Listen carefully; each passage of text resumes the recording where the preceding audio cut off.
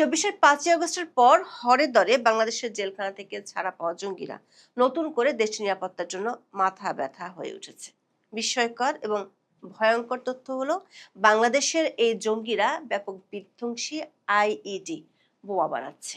সবশেষ এমন ৩টি বোমা উদ্ধার করেছে পুলিশ ও আইন শৃঙ্খলা বাহিনীর সদস্যরা। গণমাধ্যমের সবশেষ শিরোনাম হলো, এরকম ১০০টি প্রেসার কুকার বোমা জঙ্গিদের হাতে আছে বলে দাবি করছে আইন শৃঙ্খলা বাহিনী। গত ২ বছর ধরে প্রথমে ইউনূসের সরকার, তারপর বিএনপি সরকার প্রকাশ্যে দেশে জঙ্গি নেই দাবি করলেও এখন পরিস্থিতি গুরুতর আকার ধারণ করেছে। দেশের এমন পরিস্থিতির মধ্যে খোদ জাতিসংঘের এক প্রতিবেদনে আরো গুরুতর তথ্য বেরিয়ে আসছে। জাতিসংঘের নিরাপত্তা পরিষদের সবশেষ প্রতিবেদনে বলা হয়েছে, বাংলাদেশে ছোট আকারের ইউনিট বা সেল গঠনের চেষ্টা করছে ভারতীয় উপমহাদেশের আল কায়েদা বা একিউআইএস। প্রতিবেদনে বলা হয়েছে, একিউআইএস বাংলাদেশে ছোট ও বিকেন্দ্রীভূত সেল প্রতিষ্ঠার চেষ্টা করছে। বড় আকারের সাংগঠনিক কাঠামোর পরিবর্তে সংগঠনটি এখন ছোট ছোট ইউনিটের পাশাপাশি সরবরাহ ও অর্থায়নের নেটওয়ার্ক গড়ে তোলার কৌশল নিয়েছে। ২০১৭ সালের পর এই প্রথম জাতিসংঘের নিরাপত্তা পরিষদের এই সহায়ক সংস্থাটি আবারও বাংলাদেশে আল কায়েদার কোনো শাখা বাংলাদেশে তৎপরতা চালাচ্ছে বলে সতর্ক করল।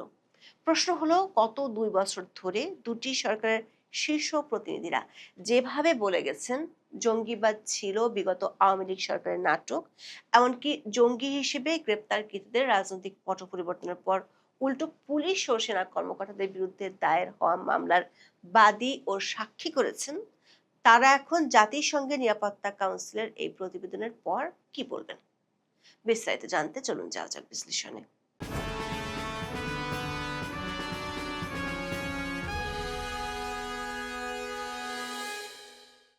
২০১৬ সালের ৫ই মে বিবিসি বাংলার একটি প্রতিবেদনের শিরোনাম ছিল, বাংলাদেশে আইএস আল কায়েদার নামে কারা।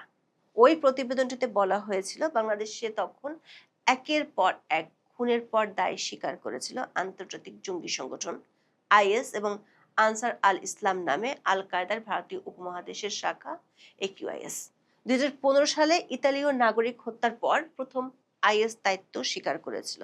একই বছর লেখক অভিজিৎ রায় হত্যার পর আল কায়েদা এ হত্যার প্রথম দায়িত্ব নেয়। বিবিসি বাংলার হিসেবে ২০১৫ থেকে ২০১৬ সালে অন্তত ৬টি হত্যাকাণ্ডে আল কায়েদা এবং ১৩টিতে আইএস দায় নিয়েছিল। তখন বাংলাদেশে ক্ষমতায় ছিল আওয়ামী লীগ সরকার। তখন র্যাবের মহাপরিচালক ছিলেন বেনজির আহমেদ, যিনি পরে আইজিপি ছিলেন এবং কিছুদিন আগে দুবাইতে গ্রেপ্তার হয়েছিলেন।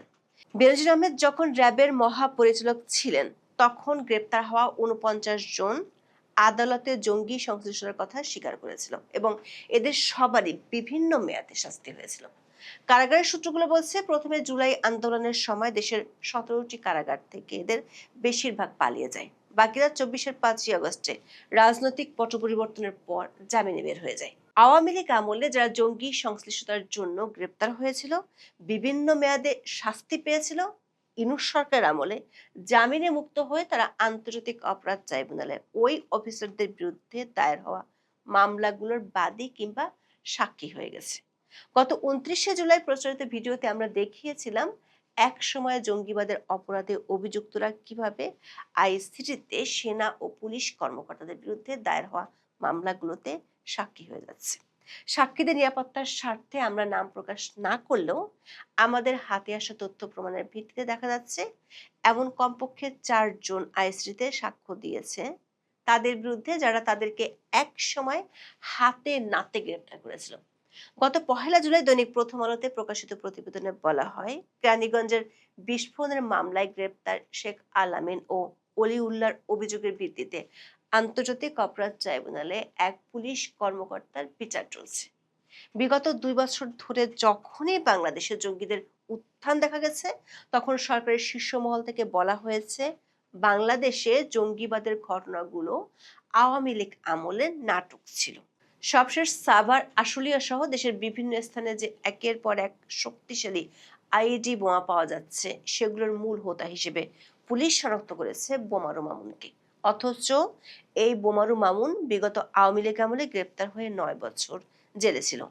তার বিরুদ্ধে আত্মঘাতী বোমা হামলার যথেষ্ট প্রমাণ থাকা সত্ত্বেও 24-এর 5 আগস্টের পর আদালত তাকে জামিন দেয়। বিস্ময়কর হলেও সত্যি, জামিন দেওয়ার সময় আদালত নিজ বয়ানে বলেছিলেন ওই সময়ের আওয়ামী লীগ সরকার জঙ্গিবাদের নামে নাটক সাজিয়েছিল ফ্যাসিস্ট বিরোধীদের বিরুদ্ধে। অথচ এখন এই বোমারু মামুন পুলিশ আর সরকারের জন্য মূর্তিমান আতঙ্ক হয়ে গেছে। রাজধানীর মতিঝিল, আশুলিয়া, সাভার থেকে উদ্ধার হওয়া শক্তিশালী আইইডি বোমাগুলোর কারিগর এই বোমারু মামুনই তৈরি করছে, এমন তথ্য পুলিশ এখন অবলীলায় সাংবাদিকদের দিচ্ছে। অথচ কিছুদিন আগেও এই পুলিশের শীর্ষ ব্যক্তিরা বলেছিলেন দেশে কোনো জঙ্গি নেই, যা আছে তা হলো ছিনতাইকারী। আর স্বরাষ্ট্র মন্ত্রণালয় থেকে বিদায় নিতে যাওয়া সালাউদ্দিন আহমেদের মতে এগুলো হলো উগ্রবাদ, যেটি ছিল সেটি আওয়ামী লীগের নাটক। এখন প্রশ্ন উঠেছে, দেশে যদি জঙ্গি নাই থাকে তাহলে 2006 সালে মুম্বাই ট্রেনে, 2013 সালে বোস্টন ম্যারাথনে কিংবা 2016 সালে নিউ ইয়র্কে হামলা চালানোর জন্য যে ধরনের প্রেসার কুকার বোমা ব্যবহার করা হয়েছিল সেগুলো বাংলাদেশে কারা বানাচ্ছে? বোমাগুলো নিষ্ক্রিয় করার পর সেখানে পাওয়া আলামতে দেখা যাচ্ছে বাংলাদেশে উৎপাদিত ব্যাটারি বোমাগুলোতে ব্যবহৃত হয়েছে। সবশেষ 13 আগস্ট এশিয়া পোস্টের সংবাদে বলা হয়েছে ঢাকার কেরানীগঞ্জ ও সাভারের বিভিন্ন এলাকায় তৈরি করা বিভিন্ন বোমার মধ্যে অন্তত 100টি প্রেসার কুকার বোমা ছিল বলে দাবি আইন শৃঙ্খলা রক্ষাকারী বাহিনীর। এসব বোমার অধিকাংশই নিষিদ্ধ ঘোষিত জঙ্গি সংগঠনের বিভিন্ন পর্যায়ের সদস্যদের মধ্যে ছড়িয়ে দেওয়া হয়েছে বলে জানিয়েছেন তদন্ত সংশ্লিষ্ট সূত্র। পুলিশ বলছে তাদের উদ্দেশ্য একযোগে পুলিশ সদস্য কিংবা এমন কোনো প্রতিষ্ঠান অথবা জনবহুল স্থানে হামলা করা যাতে দেশ ও সরকার বেকায়দায় পড়ে। এশিয়া পোস্টের খবরটিতে বলা হয়েছে প্রেসার কুকার বোমার বিষয়টি ঘিরে ঢাকা ও আশেপাশের এলাকার সার্বিক নিরাপত্তা নিয়ে খোদ পুলিশের মধ্যে উদ্বেগ তৈরি হয়েছে। বোমাগুলো উদ্ধার করে জড়িত ব্যক্তিদের আইনের আওতায় আনা না গেলে দেশের যে কোনো স্থানে বড় ধরনের নাশকতা ঘটতে পারে। কারণ এই প্রেসার কুকার বোমা দিয়ে বিশ্বের বিভিন্ন স্থানে হামলা চালিয়ে বড় ধরনের নাশকতার ঘটনা ঘটেছে। পরিস্থিতি যখন এতটাই ভয়াবহ, তখনই জাতিসংঘের নিরাপত্তা কাউন্সিলের এক প্রতিবেদনে বাংলাদেশের জঙ্গি তৎপরতা নিয়ে আরো উদ্বেগজনক তথ্য উঠে এসেছে।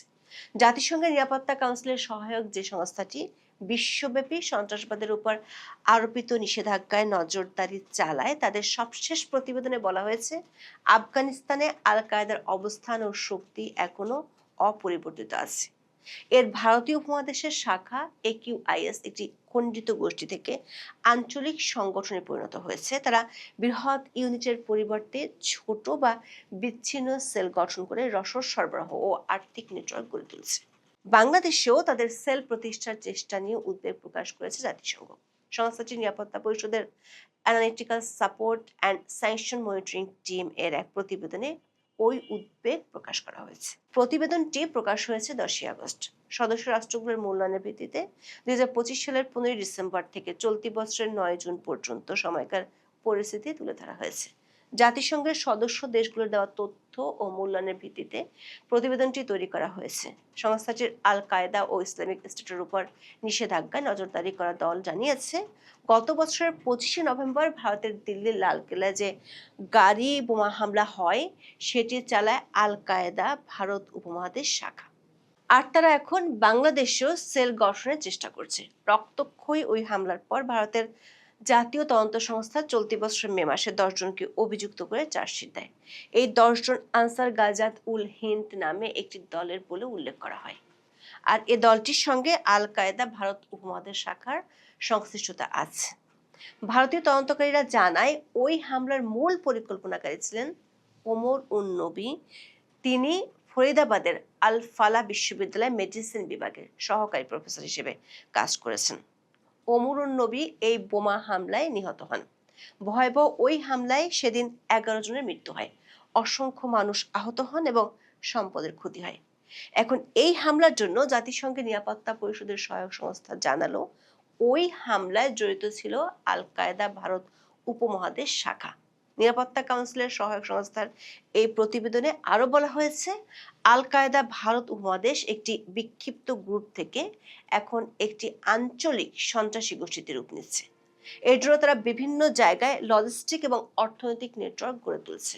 তারা বড় গ্রুপ হওয়ার বদলে বিকেন্দ্রীভূত ছোট দল ও বিক্ষিপ্ত হয়ে কাজ করছে বলেও প্রতিবেদনে উল্লেখ করা হয়। আর এই সন্ত্রাসী সংগঠনের নেতারা বর্তমানে আফগানিস্তানের রাজধানী কাবুলে রয়েছেন। তাদের আফগানিস্তানের জাতীয় পরিচয়পত্র দেওয়া হয়েছে, যা নির্দেশ করছে আল কায়দা ভারত উপমহাদেশ শাখার সঙ্গে তালেবানের সম্পর্ক রয়েছে। এছাড়া তারা পাকিস্তানের ইত্তেহাদ উল মুজাহিদিন পাকিস্তান নামে একটি সন্ত্রাসী দলের শক্তি বাড়াতে কাজ করছে, যারা গত 9 মে পাকিস্তানের খাইবার পাখতুনখাওয়ায় একটি হামলা চালিয়ে 21 জনকে হত্যা করে।